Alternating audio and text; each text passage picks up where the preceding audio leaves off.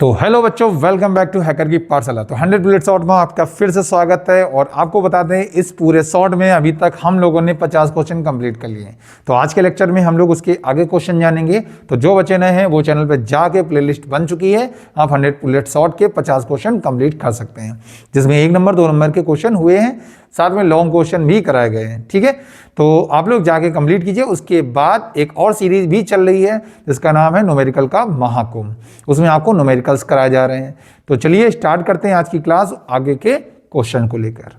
तो बच्चों आगे अपने 52 नंबर क्वेश्चन पे क्या कह रहा है क्वेश्चन हमसे, परमाणु द्रव्यमान मात्रक का क्या अर्थ है, एक एमयू का केजी के साथ क्या रिलेशन है, आइंस्टीन के द्रव्यमान समीकरण से एक एमयू के तुल्य ऊर्जा एमईवी में कितनी होती है। मतलब इसमें 3 क्वेश्चन लगा दिए हैं। पहला है एएमयू क्या होता है। तो चलिए बात करते हैं एएमयू की तरफ। तो यानी कि atomic mass unit, atomic mass unit. तो इसमें एक वर्ड आ रहा है यूनिट। तो क्लास 9 और क्लास 11 में आप लोगों ने यूनिट पढ़ी होंगी। तो आपको वहां पे कई सारी यूनिट और उनकी पद्धतियां मिली होंगी, जिसमें से आपने एमकेएस, सीजीएस वगैरह पढ़ी होगी। उसके बाद आपने एसआई पद्धति पढ़ी, एफपीएस पढ़ी, ये सब पद्धतियां थी। तो ये सब क्यों बनाई गई? यूनिट बनाई गई भौतिक राशियों को मापने के लिए। तो यहां पर एक भौतिक राशि आपने पढ़ी होगी जिसका नाम था द्रव्यमान, यानी कि मास। तो उसको हम लोग किस में नापते थे बच्चों? केजी में नापते थे, ग्राम में नापते थे, कुंटल हो गया, टन हो गया, इन सब में नापते थे। लेकिन अगर मास बहुत ही कम हुआ करता था तो उसको और भी छोटे मात्रा को लिए चुना गया। जैसे कि हम लोग रत्ती, तोला, मन, ये सब चीजें जो होती थी वो बहुत ही कम द्रव्यमान के लिए बनाई गई हमारी। ठीक है, तो ऐसे उनसे भी हल्का कुछ होगा। तो ब्रह्मांड में बहुत ही हल्के द्रव्यमान वाले, मान लो हमारे जैसे कि परमाणु हो गया, ठीक, जैसे हमारा नाभिक हो गया, नाभिक के भीतर जो मूल कण होते हैं, ठीक है, जैसे कि इलेक्ट्रॉन, प्रोटॉन, न्यूट्रॉन इत्यादि। तो इन सभी का द्रव्यमान बहुत ही सूक्ष्म होता है। तो इतने छोटे द्रव्यमान को मापने के लिए एक नई यूनिट बनाई गई। उस यूनिट को ही क्या कहते हैं? परमाणु द्रव्यमान मात्रक। ठीक है, उसके बाद चलिए लिखते हैं वैसे एएमयू क्या होता है। तो सबसे पहले इसकी परिभाषा लिखते हैं। क्या लिखेंगे?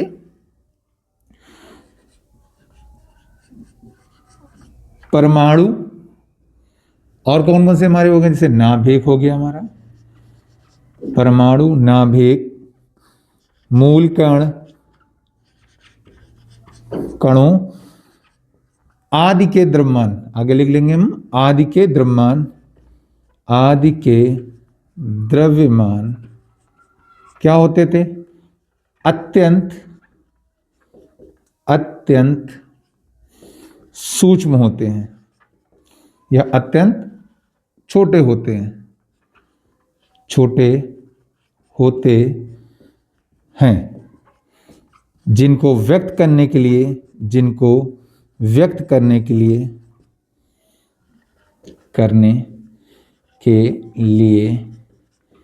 एक छोटा मात्रक चुना गया, एक छोटा मात्रक चुना गया, जिसे एएमयू कहते हैं। छोटा मात्रक चुना गया,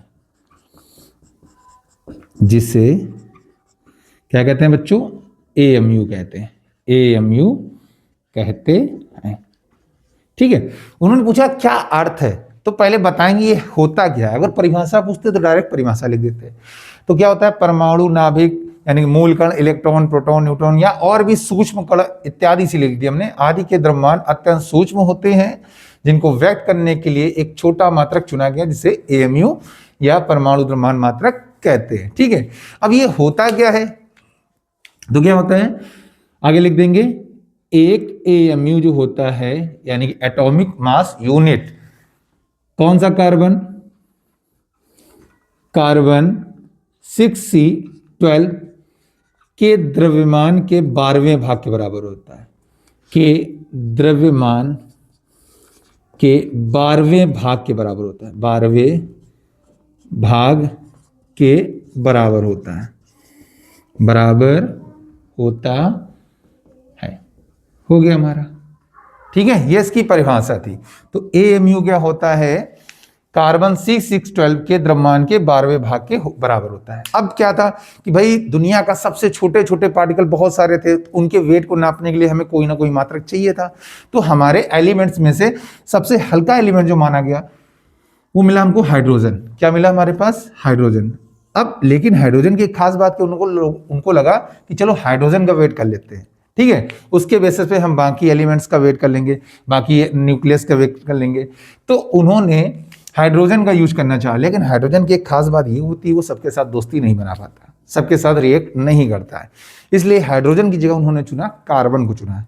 कार्बन सबके साथ बॉन्ड बना लेता है, अच्छे से दोस्ती होती है, इसलिए कार्बन को ही उन्होंने चुना। तो क्या लिखा? एक एएमयू कार्बन C612 के द्रव्यमान के 12वें भाग के बराबर होता है। ठीक है, अब एक एएमयू, पहला क्वेश्चन हो गया। अब पूछ रहा है एक एएमयू का केजी के साथ क्या संबंध है, तो इससे किया जाए तो साफ कर रहे हैं बच्चों इधर थोड़ा सा,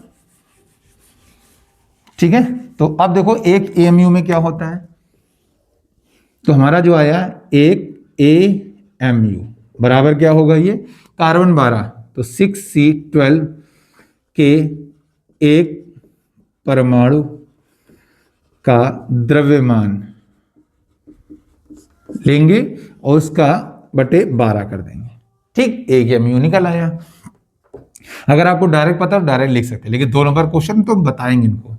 तो कार्बन के एक परमाणु का द्रव्यमान, अच्छा कैसे निकालते हैं कार्बन के 1 ग्राम परमाणु में टोटल कितने होते हैं? 12 ग्राम होता है हमारा। अगर आपको पता होगा द्रव्यमान निकालने का तरीका क्या होता है, भार ग्राम में बटे अवोगाद्रो संख्या।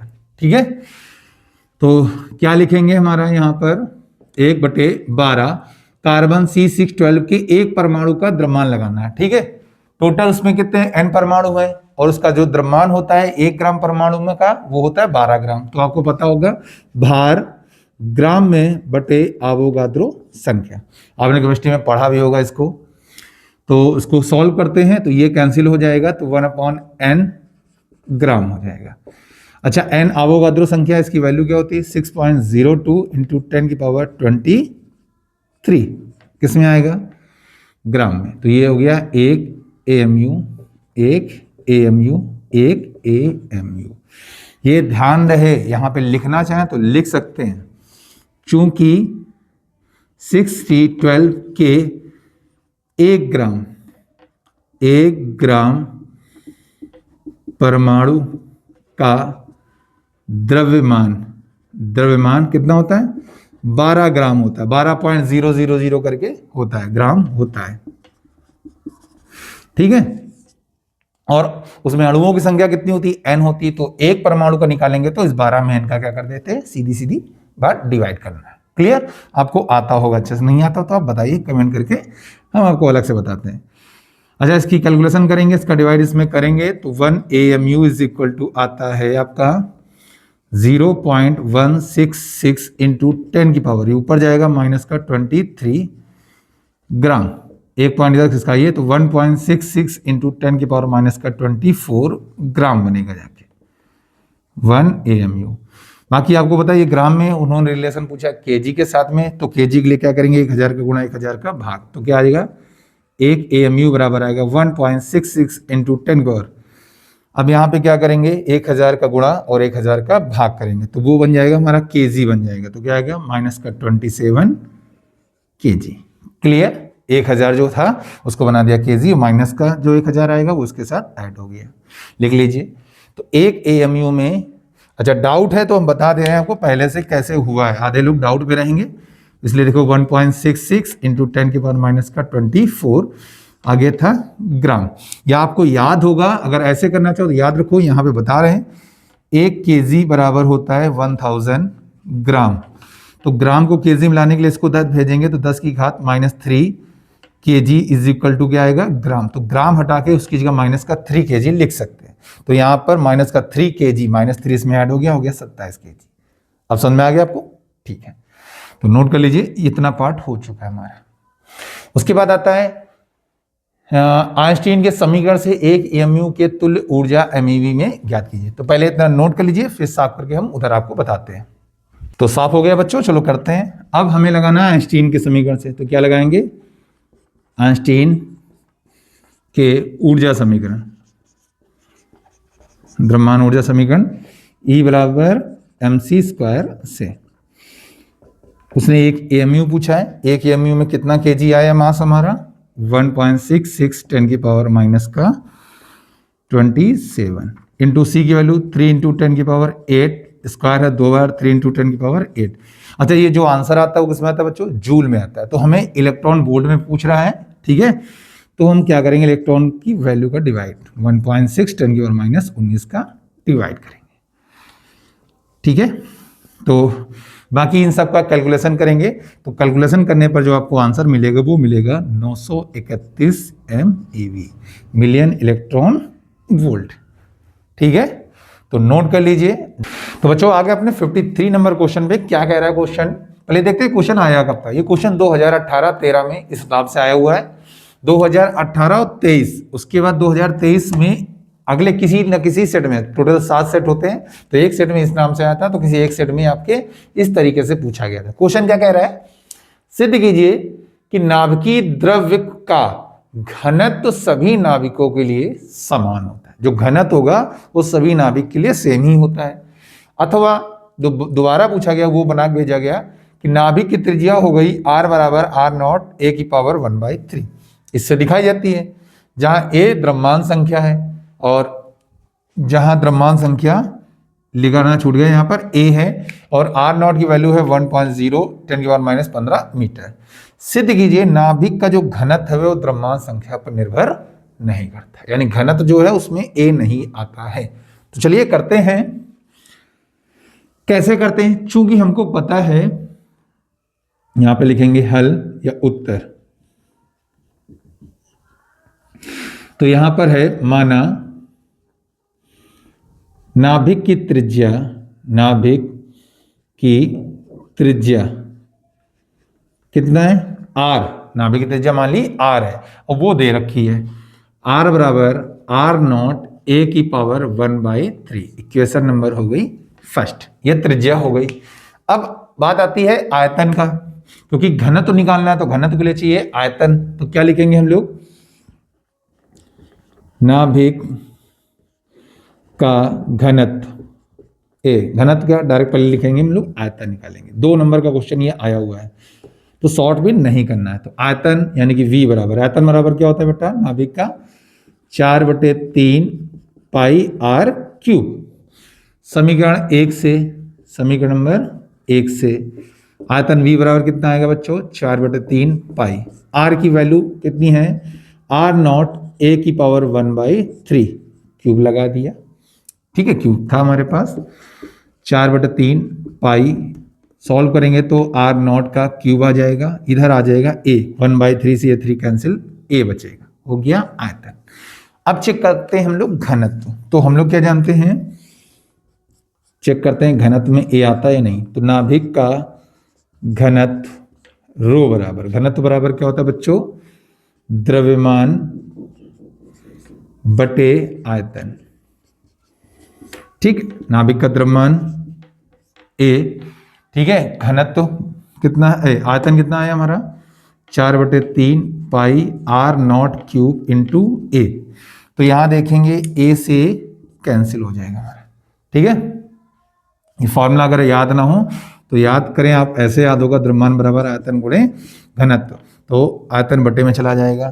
तो इसको अगर हम सॉल्व करेंगे तो नाभिक का जो घनत्व आएगा रो बराबर, वो बच्चों कितना आ रहा होगा, ये आ रहा होगा 3/4 पाई r0 का क्यूब, ठीक है। मात्रक लिखेंगे तो किलोग्राम प्रति मीटर क्यूब लगा सकते हैं। बाकी यहां देखिए क्या इस घनत्व में a आ रहा है, नहीं आ रहा, तो सिद्ध हो गया कि नाभिकीय द्रव्य का जो घनत्व होगा सभी नाभिकों के लिए सेम, क्योंकि नाभिक का जो घनत्व है द्रव्यमान संख्या पर निर्भर नहीं कर रहा है, ठीक है। तो जो प्रूफ हुआ वो लास्ट वाला हुआ, क्या सिद्ध हुआ है कि नाभिक का जो घनत्व है द्रव्यमान संख्या a पर निर्भर नहीं कर रहा है, तो हो गया, तो प्रूफ हो गया। तो अतः सिद्ध होता है कि, क्या सिद्ध होता है, नाभिक का घनत्व किस पे नहीं निर्भर करता, द्रव्यमान संख्या पर निर्भर नहीं करता, निर्भर नहीं करता, जिस कारण सभी नाभिकों के लिए घनत्व समान रहता है, जिस कारण सभी नाभिकों के लिए क्या रहता है, घनत्व हमारा समान रहता है। तो लिख लीजिए, ठीक है। तो ये हो गया आज का क्वेश्चन कंप्लीट आपका। उसके बाद हम लोग चलते हैं अगले क्वेश्चन की तरफ। जो डाउट हो बच्चों, उस डाउट को आप मैसेज कीजिए, मेंशन कीजिए, और टेलीग्राम लिंक भी दे दी है, व्हाट्सएप की लिंक भी दे दी गई है। अबाउट में जाके आप उसे ज्वाइन करें, आप वहां पे सारे क्वेश्चन मिल सकते हैं। अगर आप कमेंट करेंगे तो, कमेंट नहीं करेंगे तो आपको कुछ भी नहीं दिया जाएगा। तो चलिए चलते हैं अगले क्वेश्चन की तरफ।